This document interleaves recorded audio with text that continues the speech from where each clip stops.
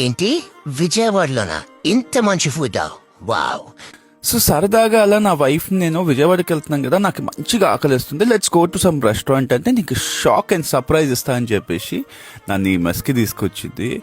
And the place చూసి నేను కొంచెం ఏంటి ప్లేస్ అని అనుకున్నా, కానీ లోపలికి వెళ్ళా జనాలు చూసాక ఓకే ఇంట్రెస్టింగ్ అనిపించింది.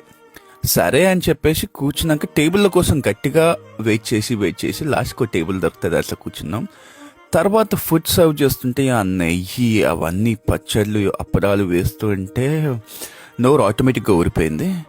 అండ్ తర్వాత ఎందుకు ఈ క్రేజా అని చెప్పేసి ఒక్క ముద్ద నోట్లో పెట్టుకోగానే తెలిసింది this is place to try the food అని. సో నెక్స్ట్ టైం ఎవరైనా విజయవాడకు వస్తే do definitely try this mess, Sri Sai mess. You will never disappoint, అంత అమేజింగ్ ఉంది ఫుడ్. సో ఇలాంటి ఎన్నెన్నో అప్డేట్ కోసం డూ ఫాలో యూకే కథలు.